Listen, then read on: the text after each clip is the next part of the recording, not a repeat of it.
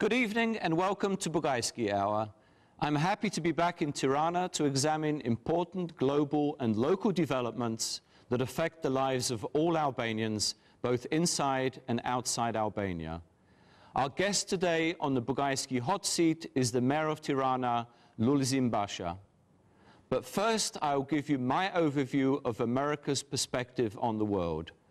What is Washington thinking? My topic today actually is Europe's fractured future.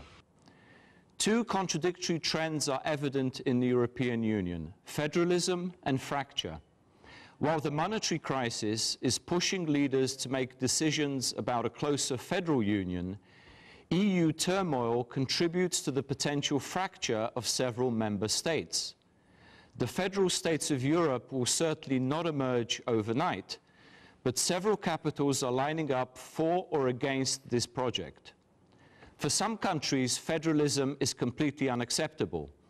Britain's Prime Minister David Cameron has hinted at a referendum on EU membership, indicating that London may leave the bloc altogether.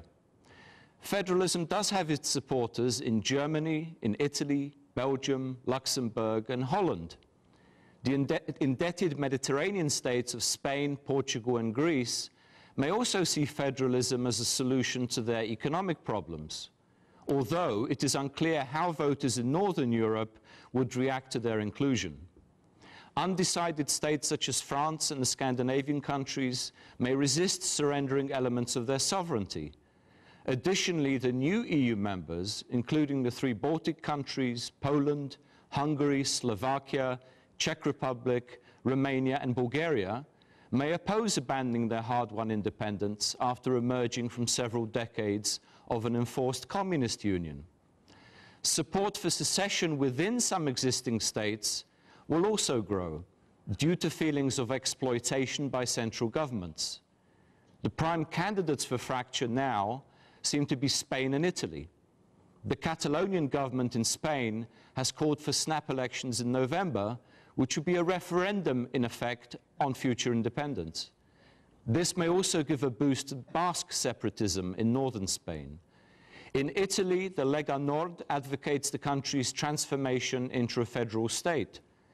Voices are also becoming louder that the outright secession of northern Italy, or Padania, will be the best solution. Greece may also experience some separatist trends in Crete and other islands far from the capital. The non-federalists also have their separatist movements. For instance, Scotland's regional government is planning to hold a referendum on independence from the United Kingdom in 2014, and opinion polls indicate that support is growing. Even the heart of the European Union is not immune. Belgium itself may not survive as a single state, as Flemish parties are pushing towards independence from Wallonia. All emerging states will need to decide whether to join the European Union, while the European Union will need to determine whether it wants them in a federated union. EU leaders and publics may be hesitant in supporting what will in effect be a new round of enlargement and the financial burdens that this would entail.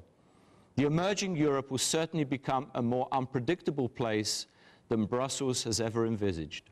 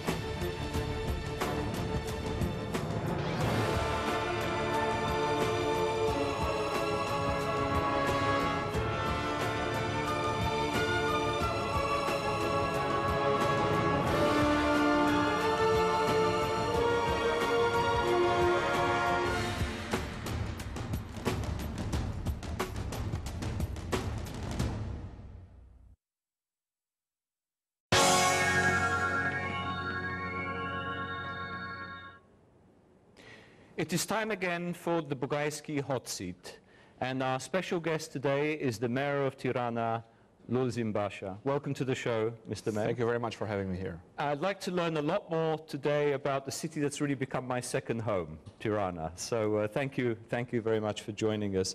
Let me just jump straight into the questions, because we have a lot of ground to cover. Let me begin with a sort of general question. You've been mayor now, I think, for over a year. Can you sort of outline for us your main accomplishments as mayor of Tirana? It's been 14 months since I took over, and I came to office with a very clear plan that stretches for these 4 years, and objectives that stretch for even further. 3 are my top priorities for the city. Economic revival, and making the city competitive and capable of creating sufficient jobs for the demand in a city that grows every year by 3%. Quality of life, by contributing to make Tirana a city where you can live better, work better, and enjoy your life, and a city that is modern and European in its today and in its tomorrow.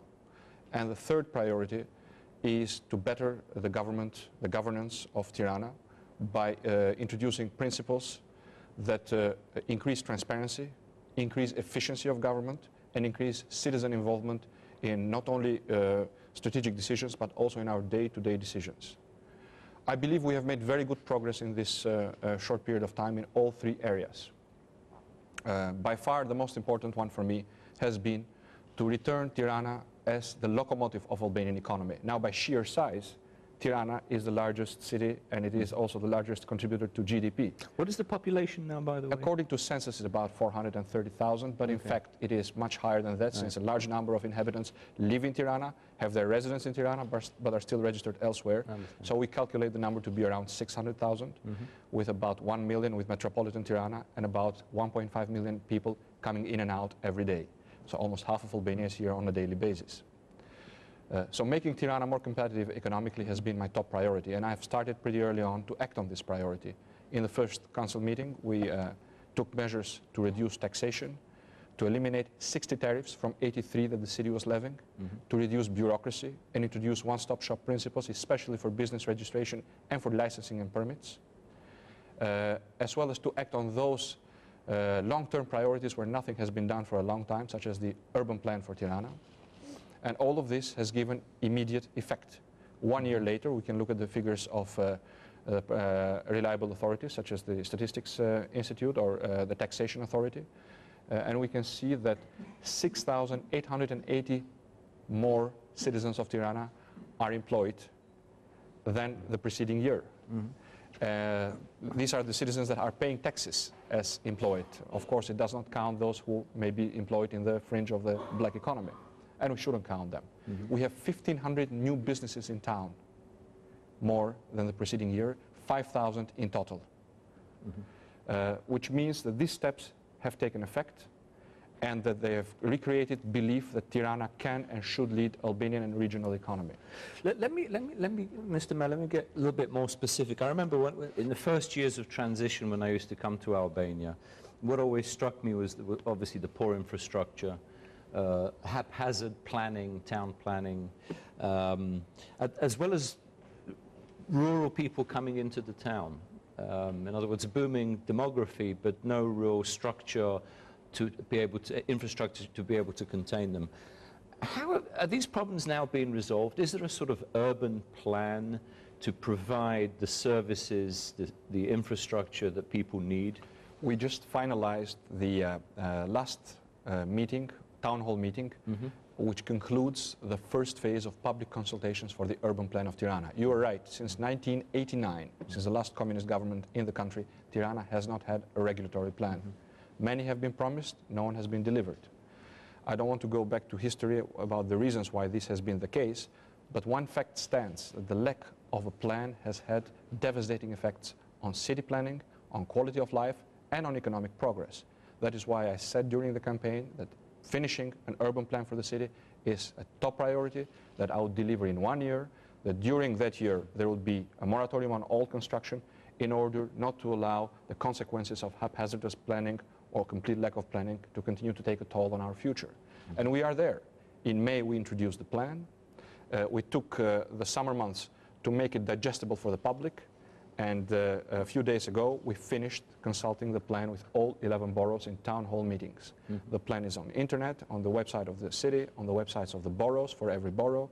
This is the week when we consulted with interest groups, construction, architects, environmentalists, business associations. And after that, we take it to the council, hopefully before the end of next month, to give it the approval at the local level and bring it to the National Council for final approval within this year. Now, that plan has many advantages. One of them is transparency. Everybody can see clearly what is the perspective of the city, how the roads are going to be developed, where are they going to pass through, how can private property be developed. In other words, how much can a private owner build on his land? It does not need anymore the kind of intermediaries that became infamous, notorious around the city hall. Citizens will know instantly how much they can build on their property, on what conditions they can build on property, what kind of infrastructure will pass around them. So it gives also a predictability of what's going to happen, not only for the coming year, but for the coming 10 years. So this is posted in places where the citizen can... In every borough, we have posted this in large map format. It's posted on internet, and information is broken down in the most detailed manner for every citizen. It is the projection, the transparency that I was mentioning comes also because there's a reason for everything that we have chosen to present to citizens. There is no obscurity or arbitrarity. You cannot point to a certain part of the city and say, why are you doing that here and why are you doing that there? There are certain principles on which we have worked, one of them being polycentricity. So we have 7 centers proposed in Tirana. Another very important principle is the principle of demographic projection. So when we take Tirana of today and we give an optimal projection for the coming 10 years, we say this is how many people we need. And then we take quality of life parameters of European standards. So we need so many square meters of green, so many square meters of road, so many square meters of schools, kindergartens, creches, so many square meters of social infrastructure, so many square meters for business and commercial space.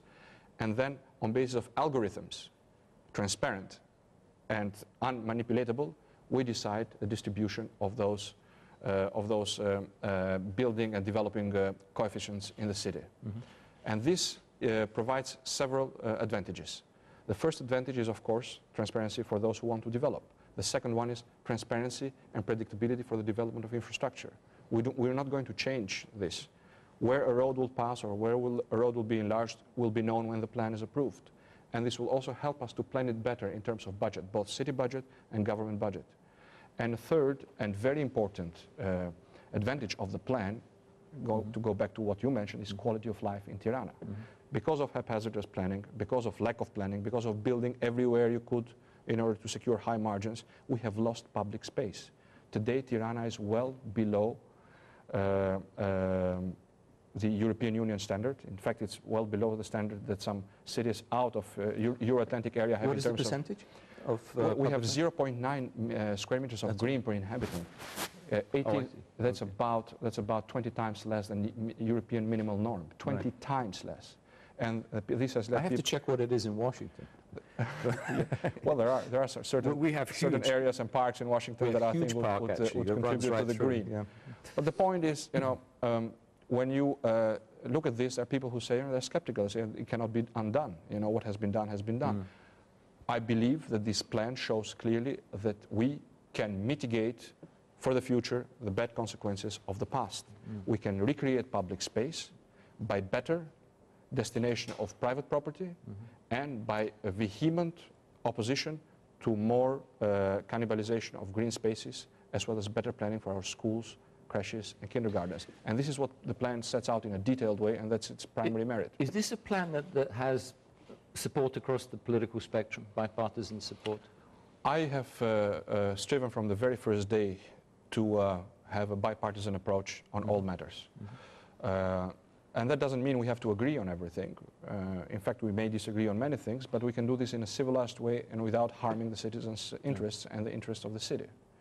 This has been a very bitter experience in the City Hall. I mean, one of the main problems for the city over the past few years has been that it was kidnapped, it was taken hostage by the constant political war going on between the City Hall and the central government on every matter. And I do not want to speak today about the merits of the disputes or whose fault it is, because that blame game was part of the problem. but you couldn't progress with anything. You couldn't even build 2 meters of ring road, whereas now we're finishing 2 lots of the ring road. You could not proceed with the urban plan. Everything was taken hostage of the political conflict. Now, of course, I need to set the example on this. I've extended my hand to the minority councillors in the city hall, and I've tried to work with them. Very often when they have seen the city's agenda as their primary priority, it has worked out. Every now and then national politics, of course, intervenes, and then you see the kind of divisive approach that doesn't serve the city. But if I look at the end line for these 14 months and those 10 or 12 council meetings that we've had, I think the council has voted unanimously for about 60% of the proposals I have brought forward. And especially the urban plan? Not the urban plan, not yet. That vote will be pending soon, and I do hope that citizens' interest is going to prevail when that vote is taken. We will break now for a few ads.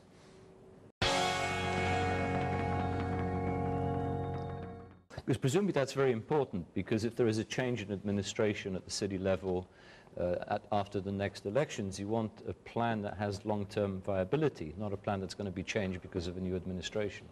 That is why bringing citizens in is very important, because having their support and having the legitimacy of the plan buttressed, not simply by bureaucratic approval, but by real participation of citizens in discussing it, in giving and getting feedback, is the best guarantee that the plan will resist time and will be a sustainable guide for the development of the city in the future.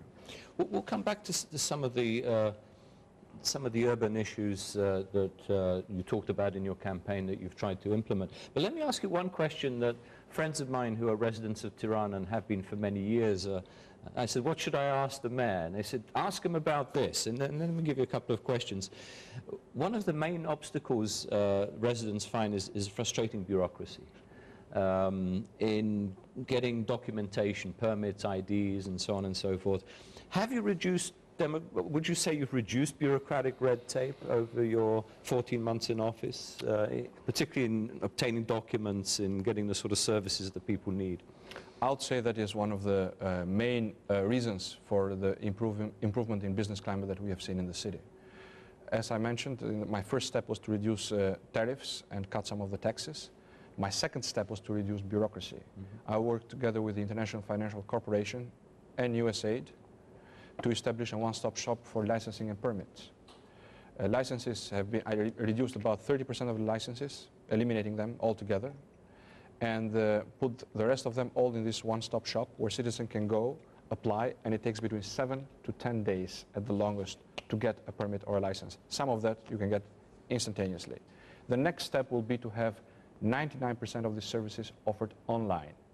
And the use of internet has reduced considerably the waiting time for contact and especially for feedback between citizens and the city hall.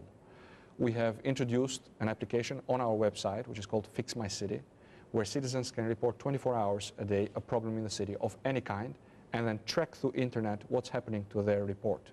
Which directorate is dealing with it, how long it has been dealing with it, has it given a response or not. Naturally, we do the same. That's interesting. How much of the population you think is online and benefits from this? I think a larger segment of the population is getting online as these services are offered, especially the younger population. Right. But besides this, of course, we have open hours, and I have open hours for citizens every Friday, and every director, senior director and administrative director in the municipality does the same. I think the statistics at the end of the year, my first year in office, which was July this year, so they are outdated by now, were about 64,000 citizens had contact with the municipality and had been receiving responses on the questions that they have been raising. About 95% of them have had their problems treated in the city. And of course, this is a good indicator, but it's also the job of the City Hall. This is what we should be doing. I believe that the Public Relations Department has been doing a good job and checking their performance, but also checking the performance of the substantive directorates on how they deal with citizen problems is a daily priority for me. So would you say that bureaucracy has been reduced? I mean, red tape, have people been sacked in positions that were superfluous? Is there a streamlining, in other words, in government administration? For sure. There's been 30% reduction in civil service of the municipality, in the overall toll, not in the civil service necessarily. And this is not something that has given me satisfaction, but I think it has contributed to making the city hall more efficient. What we have done is cut expenses and jobs that were serving the administration and add expenses and jobs that are serving the city. The central office of the mayor doesn't need 13 drivers and 10 cleaning ladies. So there was overstaffing. There was overstaffing, but we did need these positions to create the Consumer Protection Agency, which was a novelty in the city and which is doing good work to improve the quality of life in the city by overseeing quality of products and pricing. Last Christmas, like in every Christmas and New Year, the prices started to get up of all the goods in the markets. But thanks to this new agency and to the persistence of the inspectors, we managed ultimately to have no price index inflation at the end of the year. In fact, apples and oranges and what have you, end of the year goods were selling in Tirana for much lower than in any other city in Albania. And that shows that, of course, we cannot do everything. We certainly do not want to try to control prices in a free market economy, but we can do something, especially when it comes to speculation, and we have done it. And we have done it without an extra cost for the citizens, thanks to this kind of reforms. We have less cleaning ladies and less drivers, but we have more people who are serving the interests of citizens directly. What has been accomplished in combating corruption? I don't know the extent of corruption at local level, at municipal level necessarily in Tirana, but it's certainly one of the stipulations that the EU has for the country as a whole to combat corruption at every level. How much corruption was there when you came to office, and how have you tried to deal with it? Again, I prefer not to engage with the past. I think after my election, my responsibility is to produce for the future. But if you refer to international reports, with Tirana being the third bottom city for the length of time to get a construction permit, I think that's a clear indication of problems in the area of transparency and corruption. Also, the virtual lack of foreign investors in the city was also a clear indication. So, I mean, these are all indicators that show how low a city can sink if transparency is not a priority, and if fighting corruption, which is a daily problem and a daily occurrence, is not a priority. Bureaucracy reduction, reducing the margin of discretion for officials by automating procedures and making them simpler, reducing taxes and tariffs, and producing an urban plan are all steps that help fight corruption in the city hall. Let's take again the city plan. When you have a city plan that shows exactly what the neighborhood is going to look like, what you can build on this property, how high you can build on this property, where the roads are passing, and that you cannot deviate them, it's much harder for somebody to go around and say, you know what, they say you can build 3 floors, but I know the mayor, or the deputy mayor, or the chief planner, and I can give you 6 floors, or 8 floors, if you give me 2. And this has not been an unknown or unspoken about practice in Tirana, to put it euphemistically. This plan ends that. It ends the need for a middleman.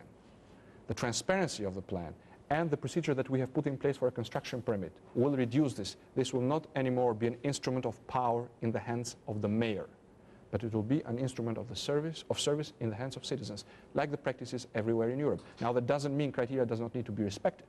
They will be respected, they will be enforced very strictly. And we are bettering the system to make sure that is the case.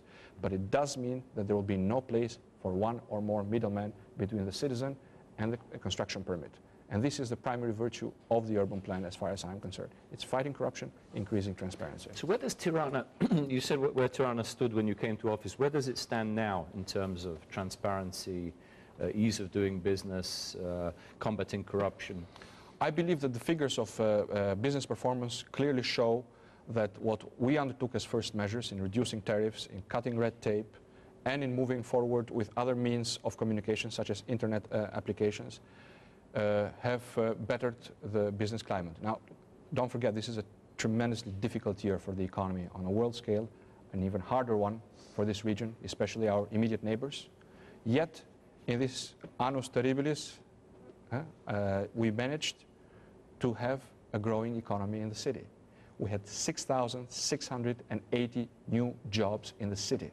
What sectors in particular? All of them, almost all of them in small and medium enterprises. Also, although we have seen a spike in some outsourced services that are moving to Tirana and overall to Albania, such as telemarketing, especially for Italy, but now increasingly so also for English-speaking markets. And it's something that we're very much focused on.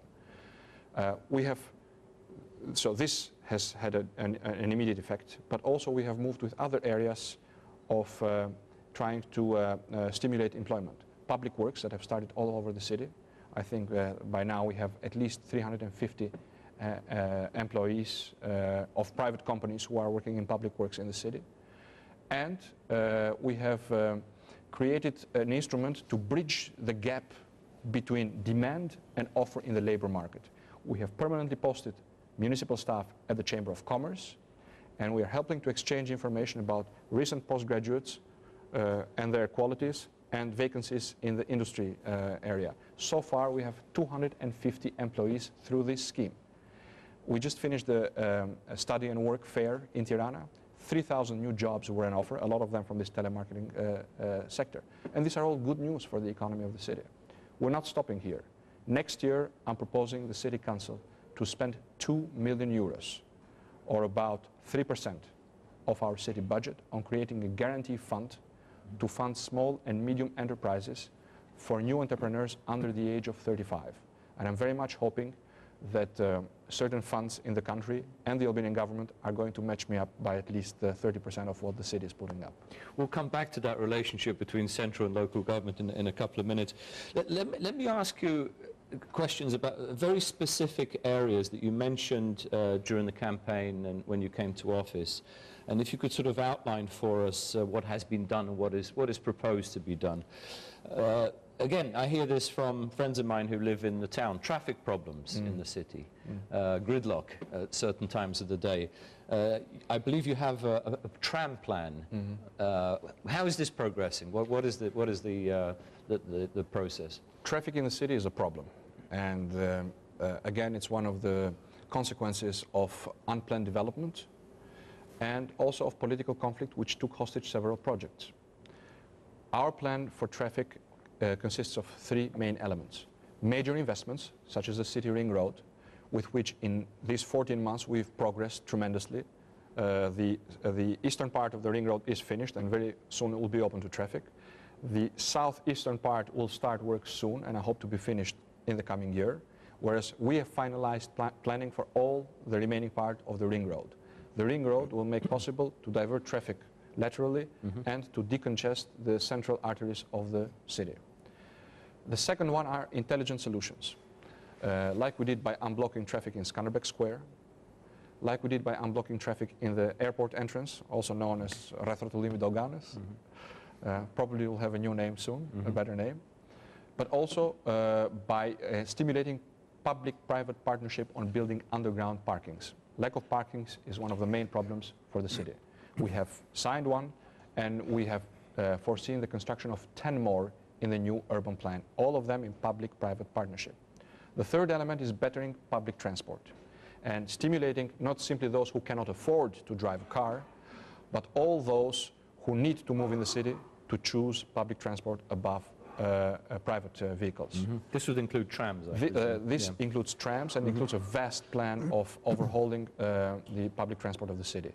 A combination of all modes of transport, with tram prominently placed as the main arteries mean of transport, so south, north and east, west.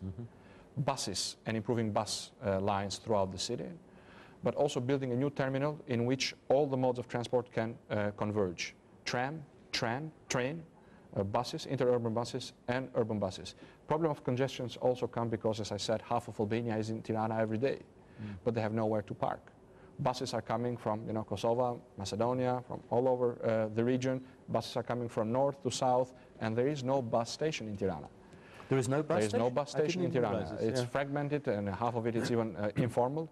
So this new terminal, which is also a public-private partnership, financed by European Bank for Reconstruction and Development, it's an initiative that I took during the campaign and which we are now one step closer to realizing, will give a final and lasting solution to this problem.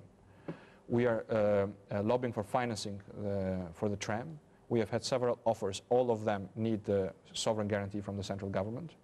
And now we're trying to find ways to finance it without the sovereign guarantee. And we have some promising news, but we're still waiting for finalization. Any plans for a congestion tax, as in London? Not so far. I don't believe that a recently earned right, such as the right for mobility and the right to own vehicles for Albanians, should be spoiled so early on. Right. I think time will come for that. But right now, I think there's great potential to be unlocked in bettering the traffic situation by investing in major strategic projects such as the ring road and the tram, but also smart projects such as decongesting certain knots in the city and building underground parkings. Any plans for overpasses? And there are several happening with the ring road. There is one that is crossing near the Qytetarëve crossing with the Kombinat Road as part of the ring road. And there is one also at the recently renovated entry from the airport, which will pass underground. So we are looking for this kind of solutions in order to make sure the traffic flows easier.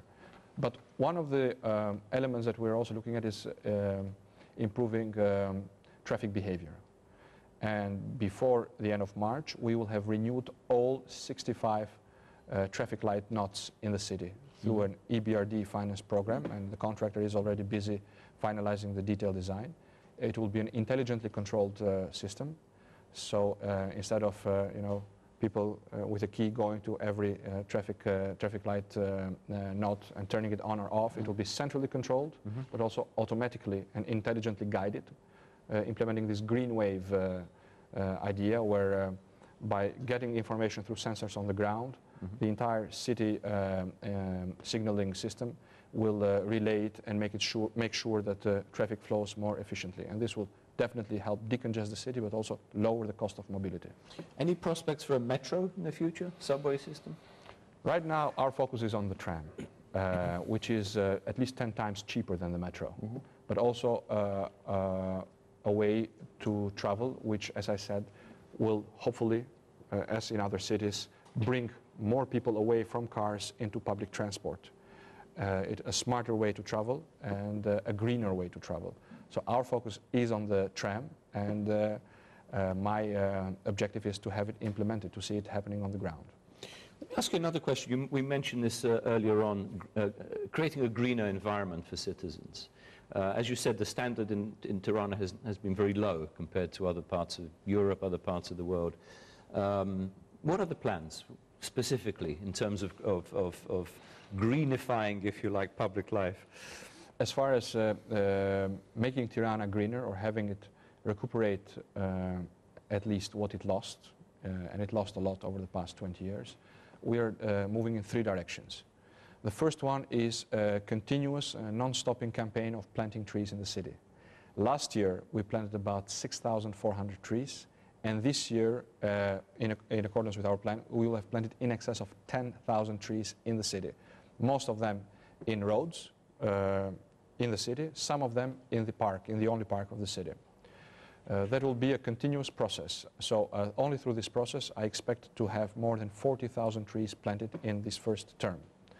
My second... what sort of trees? All kind of trees.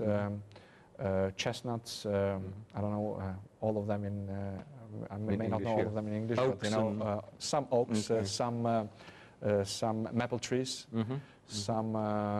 there's this tree with a very aromatic flower, blie we call it. The English name is escaping me right now, but there are more than 40 kinds of trees that we are planting. The second component is giving Tirana a new park. Parallel to the urban plan, we had an international competition here with big names such as Albert Speer, Gerkan Marg and Partners, West 8, Case Christiansen and Partners, Cino Zucchi from Italy, Nicholas Grimshaw and Daryl Sanda compete for the extension of the boulevard and the rehabilitation of the Tirana River. We had Daniel Libeskind sitting in the jury together with Sarah Whiting and Philip Roth and the former chief planner of London. The winner, Grimshaw, is tasked and is preparing this new boulevard axis, which will be a very green axis, the greenest boulevard axis in Europe. That is what the terms of reference say. So we expect in less than 1,800 meters, 1.8 kilometers, to have more than 4,000 trees planted. And at the end of this boulevard, after crossing the Tirana River, a new park is planned, Pascuchan Park, in which we expect to have more than 25,000 new trees. This will be another lung for the city, which has so far had only one lung, the old artificial lake park. But we will not stop there.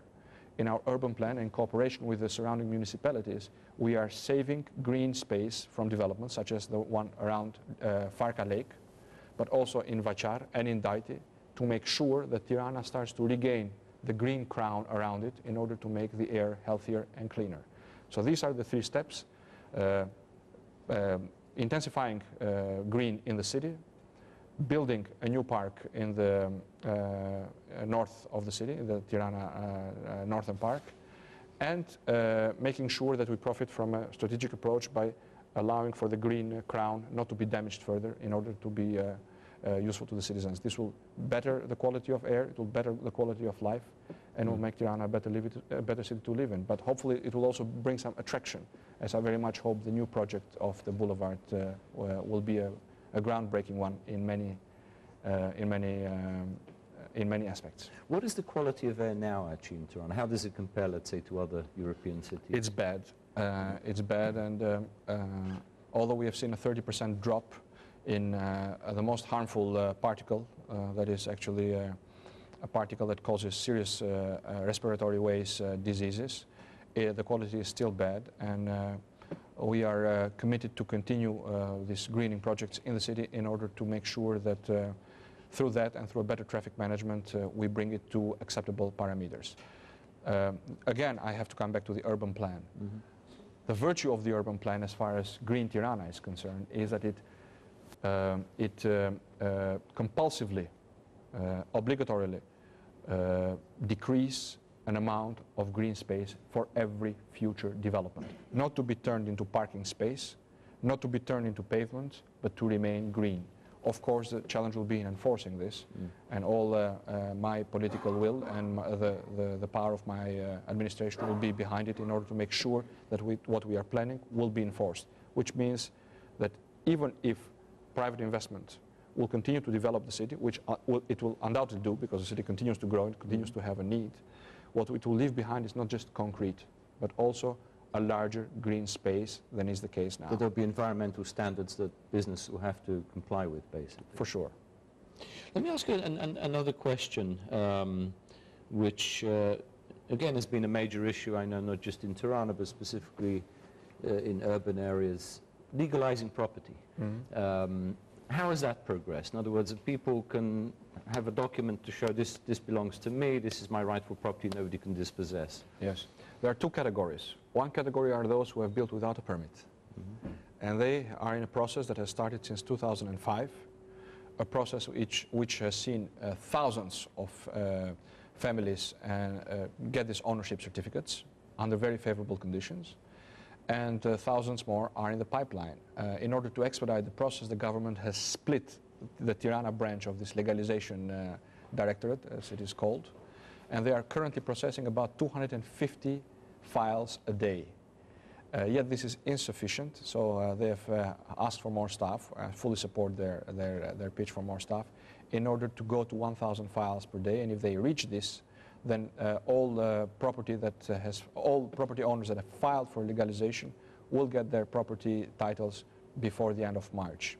So this is a pretty one-stop shop type process? It is a very, yes, it is a one-stop shop process. Of course, you have to comply and bring all the necessary documents.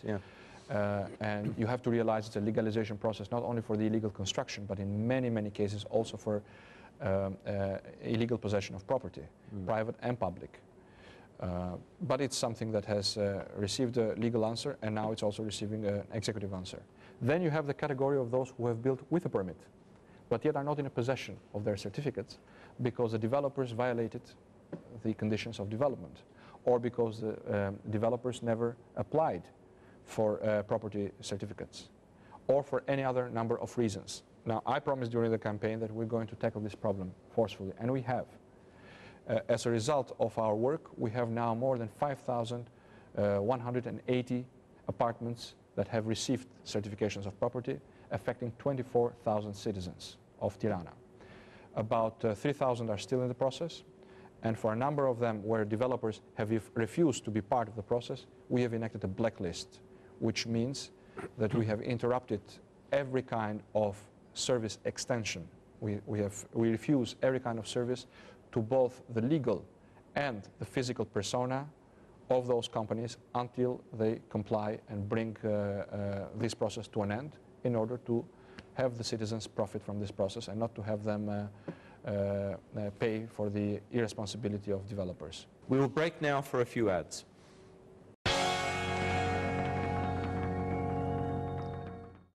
What's your estimate in terms of the proportion of the population of Tirana that has ownership papers, deeds to their property? As far as this process, which we call the mortgage certificate process, hypotekimi, as far as this process is concerned, we believe that more than 65,000 citizens are affected. And we believe that the frozen capital in terms of collateral that cannot go to the banks because they don't have the papers exceeds 700 million euros.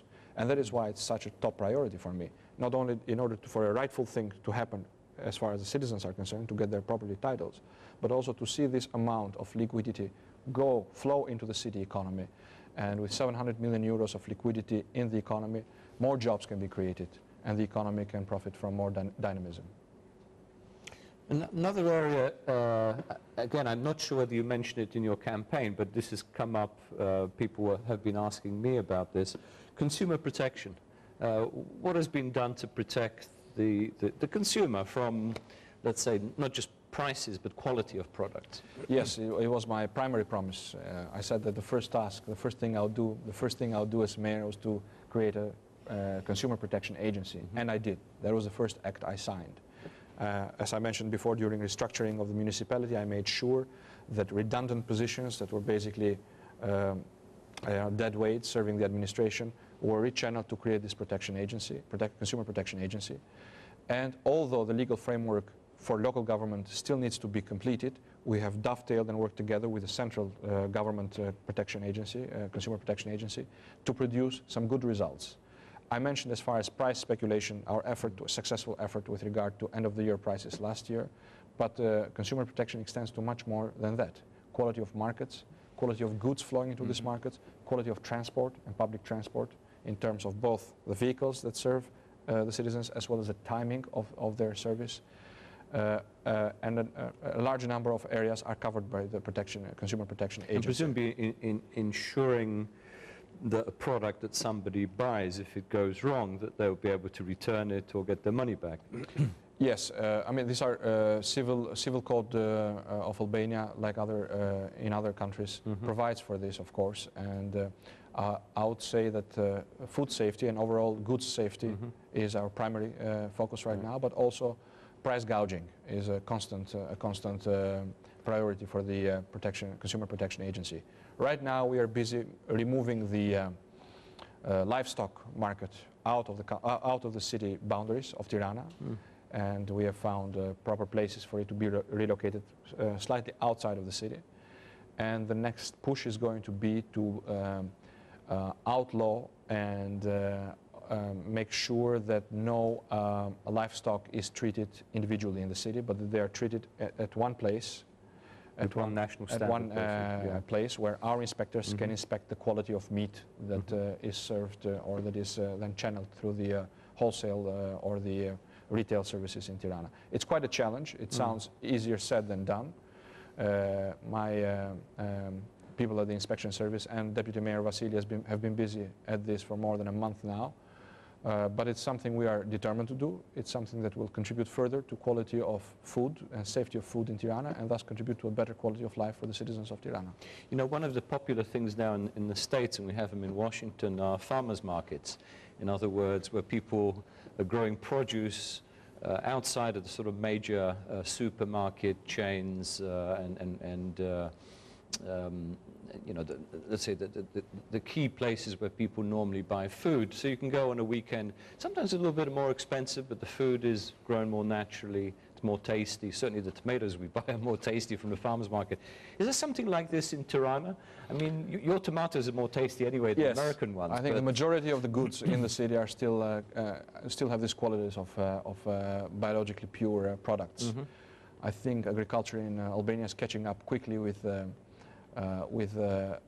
tricks of modern industry, and I think at some point quantity will overwhelm quality, but right now that is not the problem. The problem is that we don't have a central place or several places where to have this activity happen.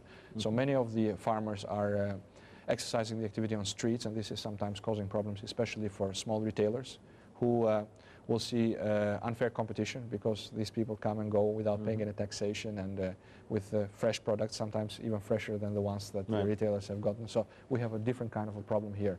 But if you're looking for biologically pure food, for ecologically friendly food, there is an abundance of that in Tirana, in our markets and in our restaurants. Good. Don't sanitize the sheep. I have a change of question here. You've mentioned about foreign investors. What would you say to an investor, let's say from Germany or the United States or Britain or France, come to Tirana, invest in what? What would you encourage them to invest in? A large number of areas of investment have huge potential to be developed in Tirana. But instead of advising them what to invest in, let me say why they should consider Tirana. It's centrally located, it's in the heart of Europe. It's a 1-hour flight from Vienna, Munich, Rome, Istanbul. It's a place of thriving dynamism. Average age in the city is 28 years old. The population, 28? Yes, the population is young and well educated. There are soon 100,000 students in the city. Albanians speak several foreign languages. The cost of labor is low, and with the recent stimulus package from the government, they will pay no duties whatsoever on imported machines, as well as other categories of capital investment. A measure that has been undertaken to exactly stimulate more FDI into the country and more FDI into the city. The regulatory plan will provide a clear, predictable, transparent framework for their real estate component of their investment. It's a flat tax country, and it's also a flat tax city. And one more extra, there will be personalized, customized attention for foreign investors in Tirana. Much better than what they can get in other competing capitals of former Eastern Bloc. So what sectors in particular would you say? IT, we're trying hard to get a technological park off the ground, and we're trying to partner up with organizations that have some experience in this regard. Half of the graduates last year of the Polytechnical University were from IT. So yes, IT is a strong up-and-coming branch here. Again, outsourced services, like I mentioned, telemarketing, but also manufacturing.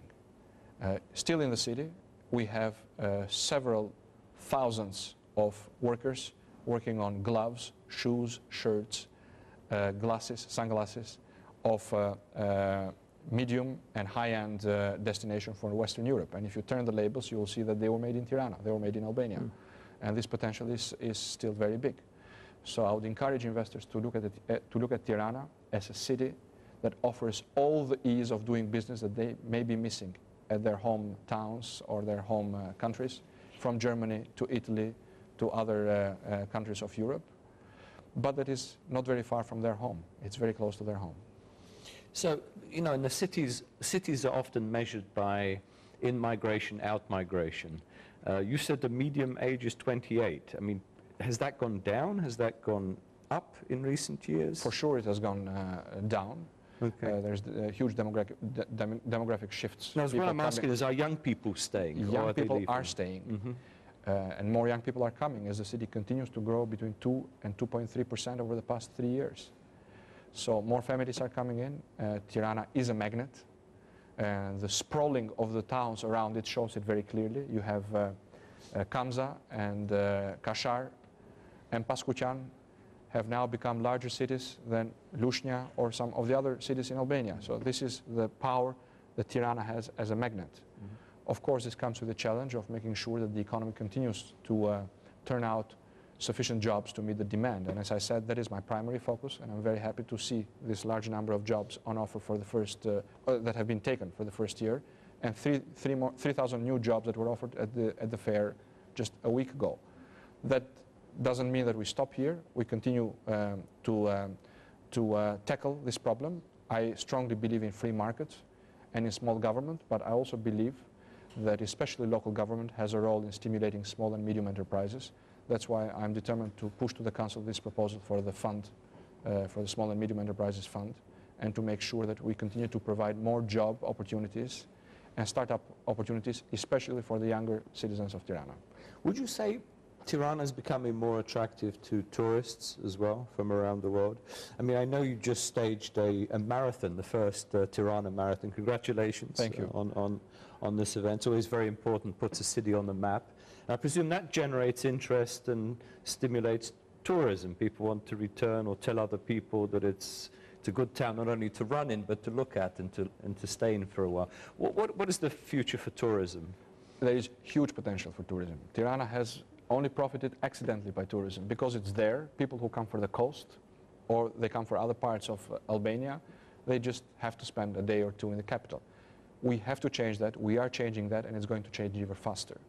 There are huge opportunities for tourism around Tirana, natural beauties, and there is unlocked potential in the city of Tirana, both in terms of historical sites, which we are renovating, such as the case with the older Tirana Center, where we have a project to revitalize the whole older area and turn it into an accessible area for tourists, but also for citizens of Tirana, but also a tax-free area for handcraft artisanship. We have projects... And a car-free zone, I presume. And it is already a pedestrian zone. Right, pedestrian. It is already a car-free zone.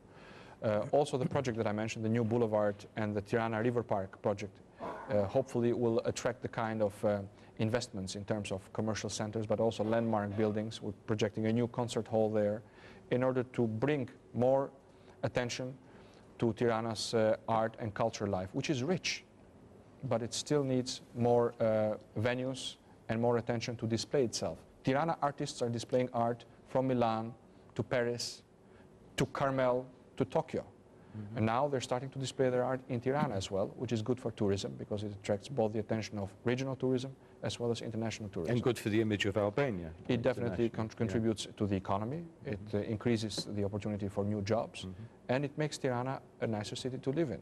A city is a combination of residences, art and culture, and shopping.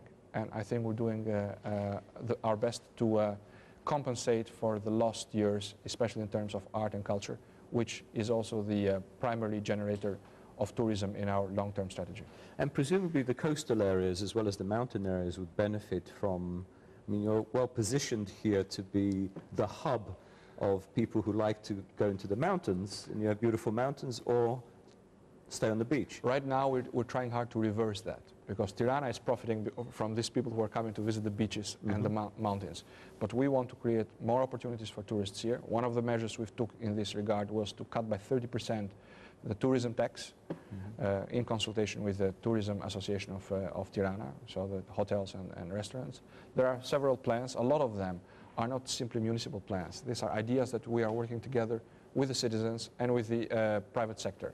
There is one idea to dedicate certain arteries of Tirana to culinary activities.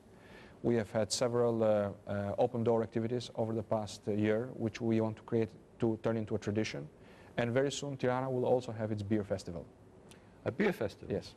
Very good. And maybe a raki festival as well at some point. I think there are cities which are better positioned for the raki festival. For the beginning, I think we're going to stick with the beer festival.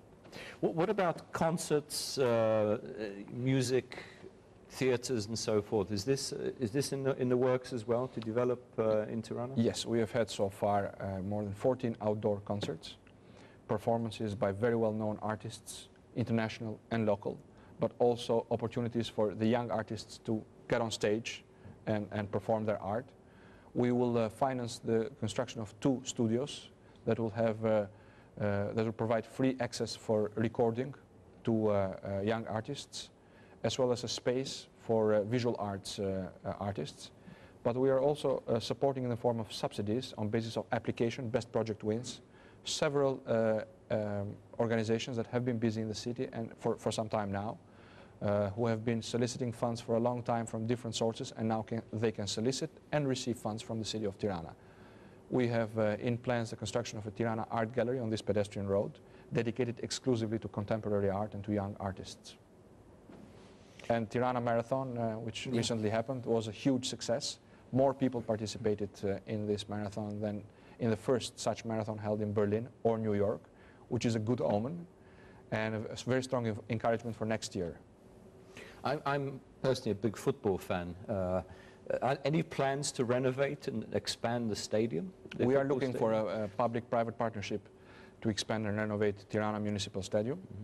There are some interesting proposals that we're looking at, and we hope that with the completion of the PPP legal framework, which I hope Parliament will approve soon, we can move in this direction without further delay. You used to be a foreign minister for Albania, and we hosted you in Washington, I remember, several years ago. And I want to ask you a few questions about foreign policy, because they're connected. You're a mayor of a city, but you also deal with other cities. You also deal with other municipalities at an international level. Let me ask you, first of all, what cities is Albania twined with, and how does that benefit Tirana? I must say that we have several twinning agreements in the drawers.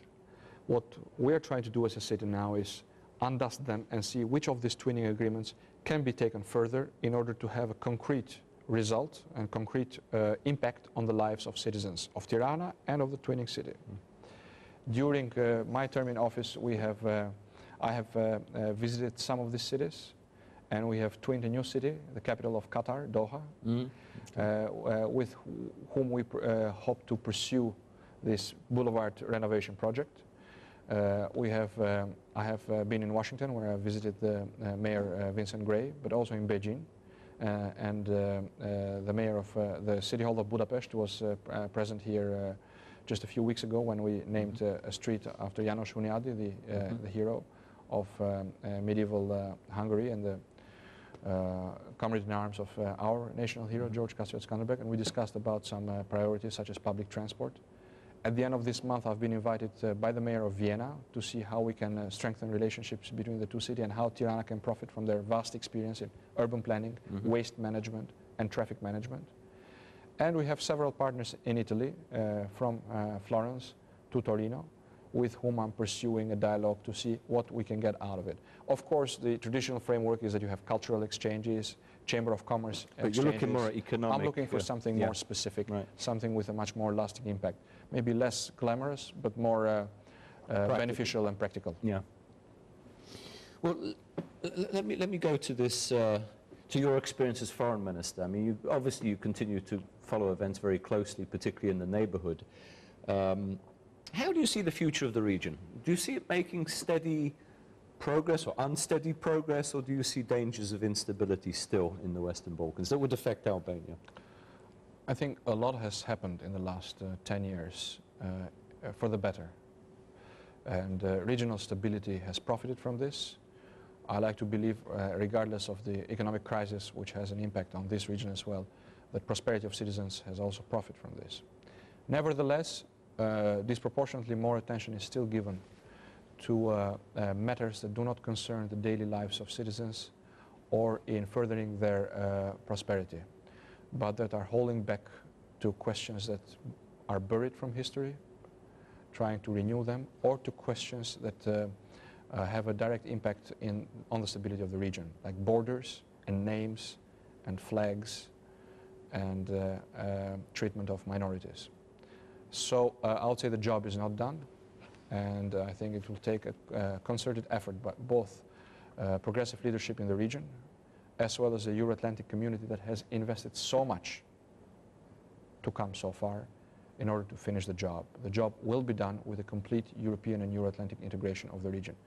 And it means for every country that so chooses to be a member of NATO and European Union, and you know Albania strongly supports this and works very hard for the later one to be a member of the European Union. So you're optimistic that Albania will move on track, because as you know, this candidate status, which is the next step, next rung on the ladder towards accession, hopefully will be given in December. But the next step after that is even more critical, I would say, the beginning of the accession negotiations. Talks. Yes. Yeah. Yes, of course I'm optimistic. I mean, the history of the last 20 years gives us no reason to be pessimistic. Things have moved for the better. If we look back, I'm sure a lot of us do not remember or do not like to remember where we were 20 years ago or 10 years ago, for that matter. Albanians are more secure than ever, with Albania in NATO and Kosovo independent.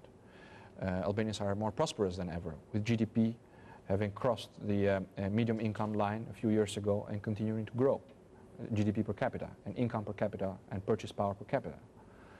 Again, this is not the most pleasant time to take stock of what has happened. You know, you see unrest in Greece and economic troubles. You see Italy is struggling with its own challenges. You see a very harsh, sometimes, dialogue or exchange within the European Union itself. And we understand we're not at the center of attention. There are bigger problems out there. But we are patient and determined. But some of these problems presumably can affect Albania and other countries in the region. They already have. Well, there is a clear deficit gap for the region. Sure. And there's a clear lack of leadership as far as the region is concerned. In the European Union? In the European Union, as far as I'm concerned. I can speak so freely now that I'm not foreign minister anymore. But European Union is a reality in itself, and the Balkans are a reality in themselves. Albania is a reality in itself. We need to do what it takes. And we need to continue to do what it takes and hope that the leadership and the vision that made the Union what it is will be our best guarantor for us to take those steps that countries before us took as well in terms of membership, but only after what we have done what it takes. And for this it needs much more than government performance. It needs a national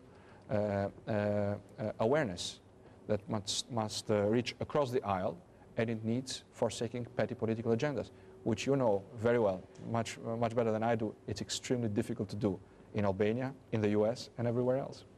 I mean, you've had a lot of experience with the Europeans when you were foreign minister, and as I said, I'm sure you continue to monitor very closely conditions within the European Union. Would you say that the Union faces two potential scenarios? One, a stronger federalized European Union, closer political union, or on the other hand, a two-tier union, in other words, a union that begins to fray, if not fracture. Both alternatives have been there since the union has existed, since the communities existed. And tension between the two is not always negative. What is important is that citizens feel closer to Europe and not further away from Europe. And that Europe is ever more present in a positive light in the lives of both EU citizens, but also the citizens that aspire to be members of the EU. And this is a very tough job, especially in those circumstances. And I think both government leaders of the European Union and the institutions of European Union in Brussels have a terrific task and terrific challenge, a very hard challenge in front of them. But just like European Union citizens are following this very closely, so are we. Because in Albania, we believe there is no alternative to integration in the European Union. Let me ask you one more question directly about foreign policy. As you said, you're no longer foreign minister, so you can say, you don't have to be diplomatic, let's put it this way. How do you see the role of the United States in Albania?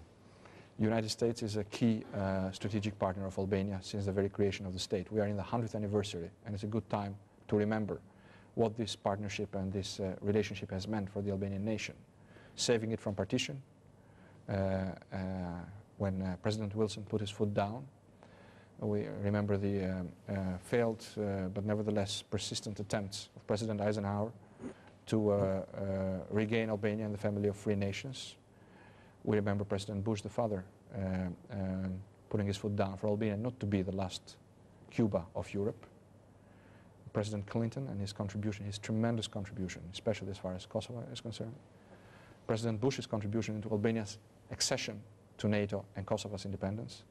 And President Obama's contribution in finalizing our accession to NATO. Sounds like you should have a Mount Rushmore somewhere in Albania. We do. Albanians do have that in our hearts. And I was looking the other day at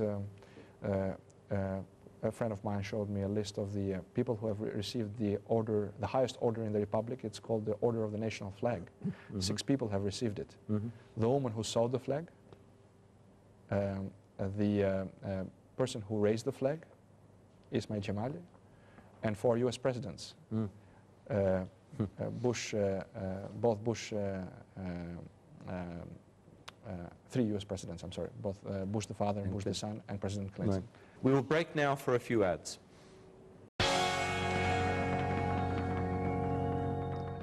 Well, let me ask you now a foreign policy question, or let's say foreign policy related question that could have some significance for Tirana. I know several Central East European and President Ibrahim Rugova, those 6. Yeah, that's right. I was thinking about the 6. Several Central East European cities have their own fora, annual fora, in which they gather leaders and key figures, important figures, analysts, policy makers, on specific questions. Each year may be slightly different subject, but nevertheless usually very successful. I know Tallinn, where I go each year for the Leonard Merry conference. Riga has a conference each year. Wrocław in Poland now have this forum each year. Is there anything, Sofia now has also, is there anything planned like that for Tirana? We believe Tirana is very well positioned, that it can offer something unique. Here, in less than 800-meter walk, you have St. Paul's Cathedral, Roman Catholic Cathedral. You have the new Orthodox Cathedral. You have Etem Bey Mosque, and we'll soon have the new mosque of the city lined in the same road. The culture, the tradition of harmony and respect between different faiths can not be found in any other city or country to have left stronger imprints than in Albania, and it continues. I strongly believe that this feature, which it may be unique in the world, is something that we should use not only to make Albania and Tirana better known in the world, but also to urge a constant, constructive dialogue between different faiths, between different ethnicities, between people of different beliefs, in order to achieve a more humane approach to the problems that we have today in the world. All kinds of problems. Is this something being planned? Or we are planning as a city to support an interreligious center, in the city, and we're talking to well-positioned partners from all faith denominations, from the Vatican to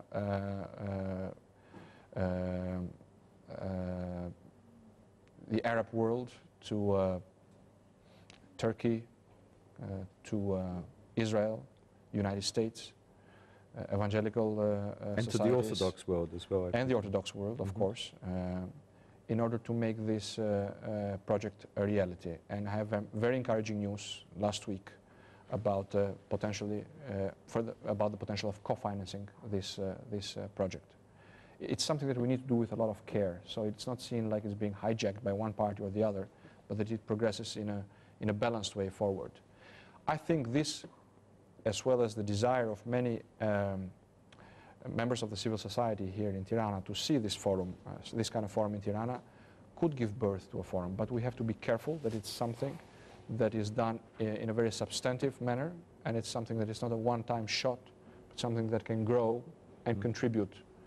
The ambition, not just a building, in other words, but a process. A process. Yeah.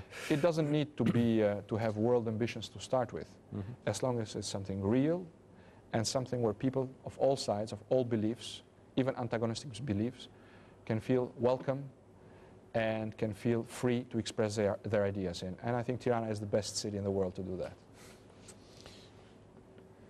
Let me ask you, coming back to what you mentioned earlier on, and I have a couple of questions. The relationship between central and local government here in Albania. I believe, and tell me if I'm wrong, that you have complained in the past about, let's say, that the municipal authority doesn't have sufficient, let's say, independence, or is too dependent in certain areas on central government. Can you explain to me the relationship, the financial relationship, the lines of authority and so forth between central government and local government? Where do you see the improvements need to be made? What I have said is that I think there are better ways to deal with the issue of fiscal authority and the relation between central fiscal authority and local fiscal authority. The current system is a decentralized system, and the central government, which I was part of and also responsible for local government until 2 years ago as Interior Minister, did devolve a lot of powers to the central government, to the local government. But some of these powers have not taken effect. Collection of small business tax is very low overall in Albania. Now, Tirana has a very high collection rate for the past year and a half that I have been here, and my opponents sometimes use this to attack me for having raised the taxes. Now, I have not raised the taxes. The councillors have been there, not a single tax has been raised. But what we have done is a more equal fight against informality and more equal tax collection. However, many other cities haven't been able to do this. Take another tax, property tax. Our collection rate is 2% here in Tirana. We're not stimulated to collect property tax in Tirana. The current rate of property tax, it means if we deploy all of our resources to collect all of that tax, at the end of the year, we will have collected no more than 2 or 3 million euros. So this is something that needs to be revised and revised quickly at the national level. Also, what we see is a unproportional distribution of revenue. I mentioned the communes around Tirana, the municipalities around Tirana, like Kamza, like Kashar, where a lot of industry has been collocated and relocated lately out of Tirana into these towns or hamlets. And as a result, they are overperforming fiscally compared to Tirana by 10 to 12 times. Now, this is not an expression of jealousy, but of course these towns prosper because they are close to Tirana. And I'm very happy that my colleagues have this income.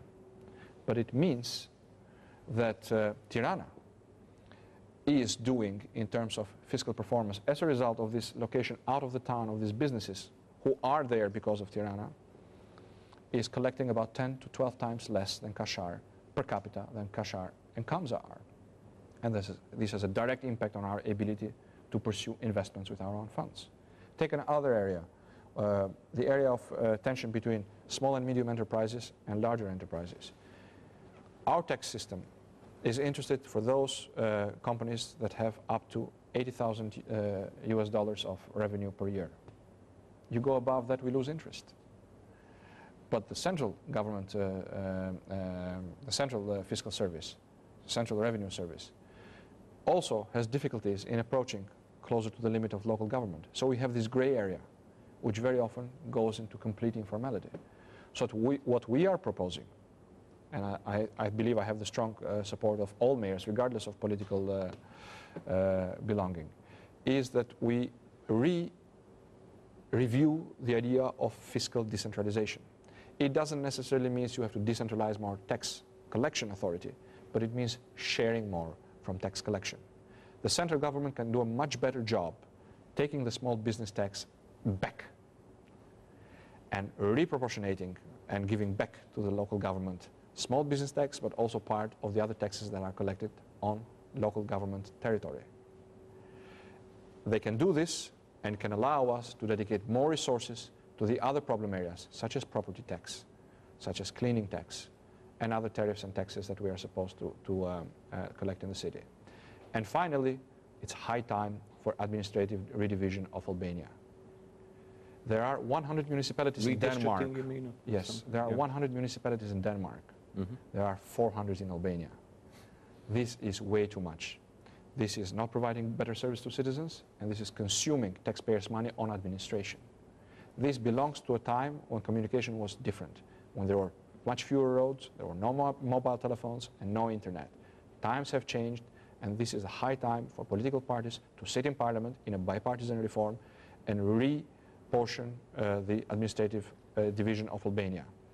There will be those who will say there's a political agenda behind this, but there is a way to do this without interfering with elections, to decide how this will look and to phase it in time in such a way that it does not influence the immediate elections, both national and local. If there is a will, there is a way. But right now, the current administrative division of Albania is cumbersome, costly, and ineffective. So this would save a lot of money, but it would also put a lot of people out of work. I think ultimately what the role of the government should be is to better the citizens' lives and to create more opportunities for citizens, both for better employment, good jobs, and better services.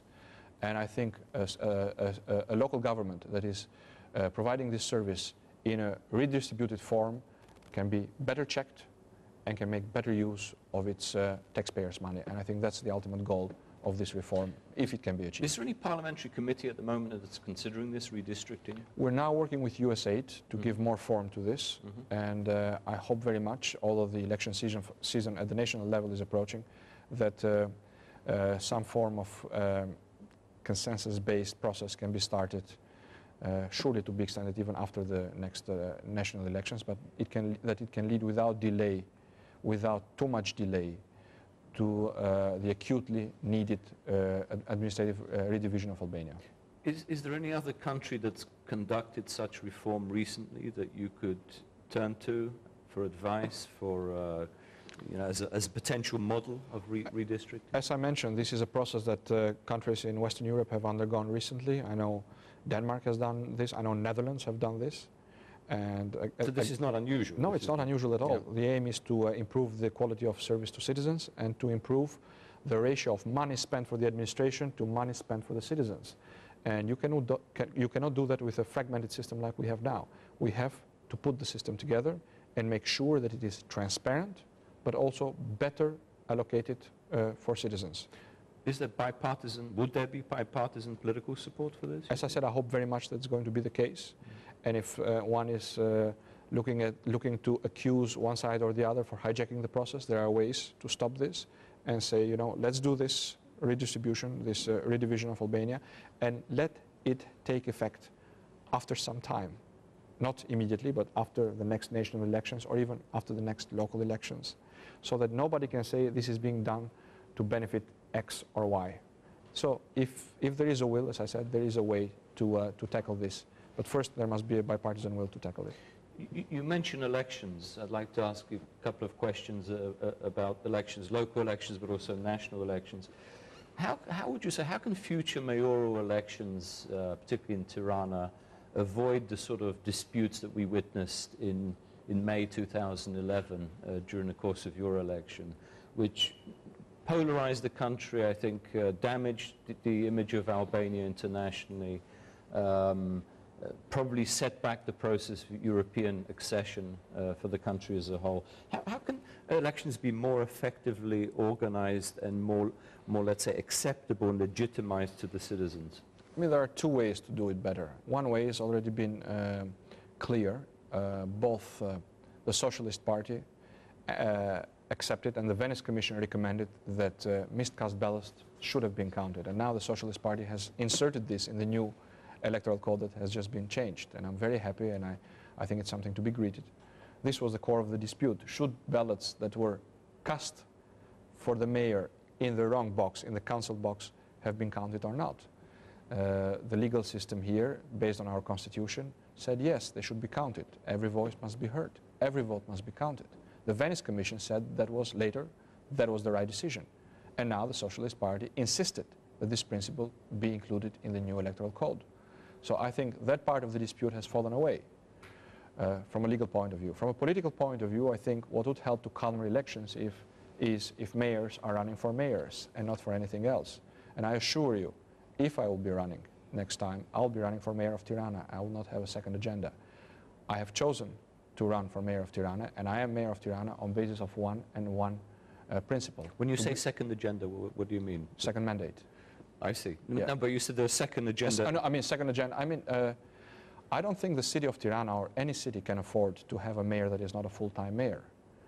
A mayor whose mind is elsewhere on national political landscape, for instance, or party politics. Our problems are too big, and our aspirations of our citizens and the demand for progress is too large to have a half-time absentee mayor. Tirana deserves and must have a full-time mayor. I am a full-time mayor. I'll continue to be a full-time mayor until the end of my mandate. And I strongly believe for future races that whoever runs must run on the premise of being a full-time mayor. And that, I think, will be an extra guarantee not to get politics and political calculations in the way of a good election process. You preempted one of my last questions, which was in terms of your political future, beyond the mayorship. I know you've focused fully on the mayorship while you're in office. But what are your political ambitions beyond that? I mean, would you want to serve a second term in mayor, or do you have, let's say, national ambitions, party leadership, national level politics? Right now, I'm 100% focused on my agenda, the agenda that I have set out as mayor. It's a very challenging agenda. It's a very ambitious agenda. And I am 100% focused on it. If I could have been focused 200%, I would focus 200% on it. It's too early for me to talk about the second mandate. Although clearly there are goals whose sustained achievement is more than a one-mandate job. Right now, I am focused on the big projects for the city of Tirana, on the strategic projects. I am focused on continuing a better economic climate in the city in order to grow the economy and create more jobs. I'm focused on making the lives of everyday citizens in Tirana better so that they can live better, work better, and enjoy the city better. And this is an agenda that takes 100% of my time and attention. Now, I am, of course, a member of the Democratic Party and a proud member of the Democratic Party. And I have had the privilege to work for this majority for more than 6 years. I believe that tremendous transformation has taken place during the leadership of the Democrats in Albania.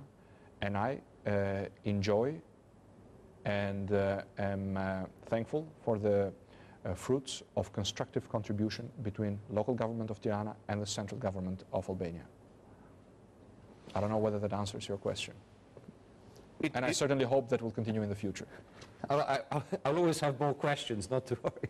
Well, actually, because we don't have a lot of time, I just wanted to ask you questions on the national level. As you know, this European Union progress report, European Commission progress report recently came out, in which Albania still has to continue to implement certain policies in certain areas in order to qualify for candidacy status.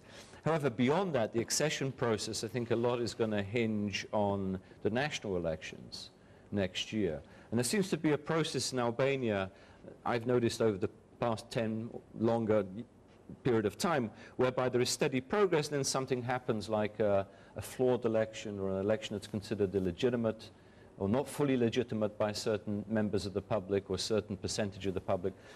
What would you say, what would be your message in terms of the organization of the next general election, which is due by summer next year? It's not my place to give a message about the organization of the next election, but I can tell you two things. First of all, I know the system, and the system works. It's the most transparent system in Europe and one of the most transparent in the world. It has been agreed upon in a bipartisan fashion, and it deploys such technical features that it makes it impossible, as the ODIHR report of the last national election said, to manipulate counting or to manipulate the results. I don't know of any other country in Europe where every ballot is scanned, projected on a wall LED, and stored in electronic archives, and where observers have the sheer power of stopping counting and depositing contested ballots on a side. All of these guarantees exist. I think we should trust the people we empower to observe the elections. And these are people from our parties. Last time there were 2 Democrats and 2 Socialists in the Commission. But I think what has been missing is the state of awareness to accept election results and not to turn personal defeats into social, political, or national traumas. And I certainly hope that lesson has been learned. I hope also May 8 election of last year has contributed to that. And if that is the case, with the system in place, with the changes that have been made, again in a bipartisan fashion, there should be no reason at all why the legal and technical infrastructure of 2013 should not provide a full waterproof guarantee for European standard elections in Albania. What we need after that is also European behavior. Final question, back to your mayor of Tirana.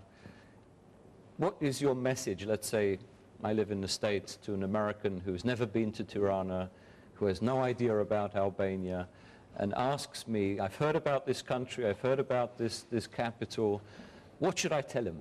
And he says, why should I go there? How will I benefit from it? How will I be entertained? How will I enjoy it? Well, why should I go to Tirana? How would you answer that very simple question? Will they be watching this program? They may be.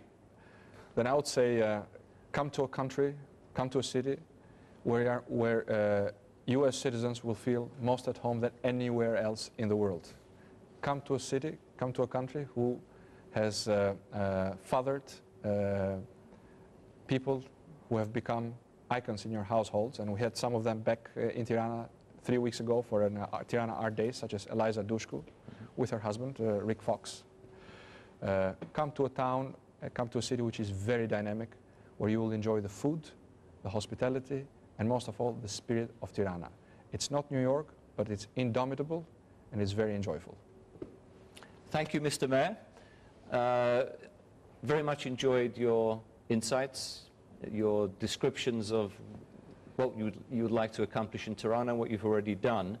I think it will be of interest to not only the audience in Albania, but also overseas. And I'm sure we'll have you back on the show at some point in the future. Thank you again for joining me. Thank you very much for the privilege of being on your show. Thank you.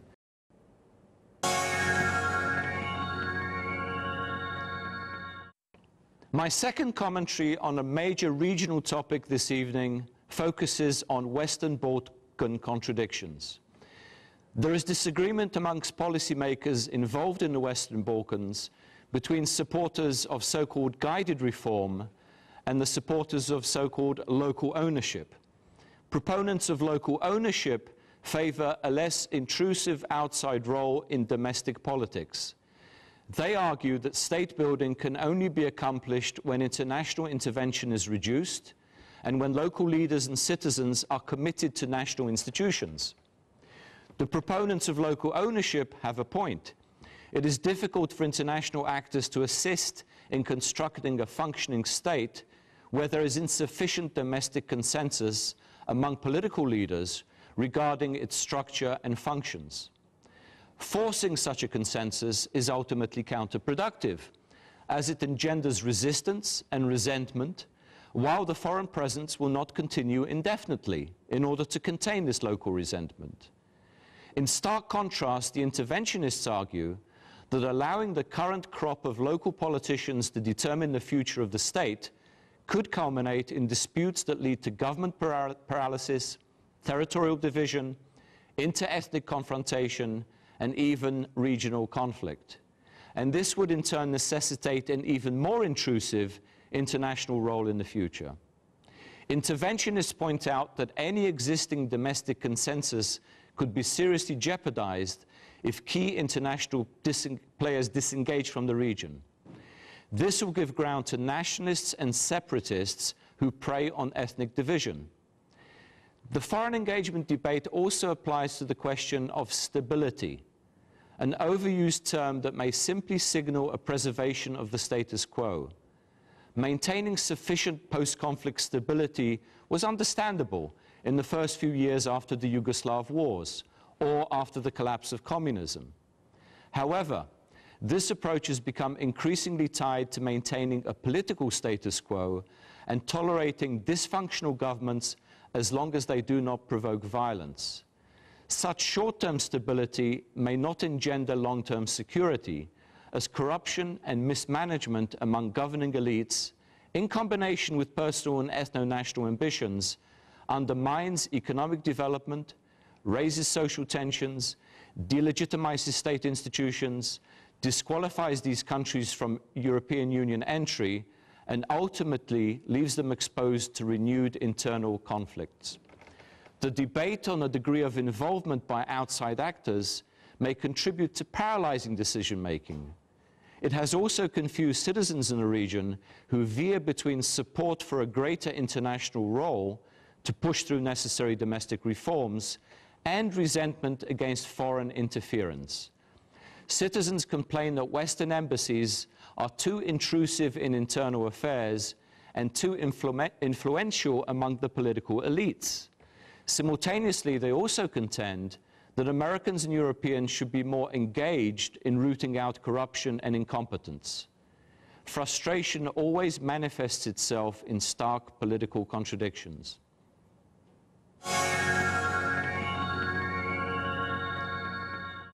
Unfortunately, we have already come to the end of the show. I have greatly enjoyed, as usual, being with you and my colleagues here at Albanian Screen. Good night, everyone. Stay healthy, be productive, and remain optimistic. See you all very soon. Miro Pafshim.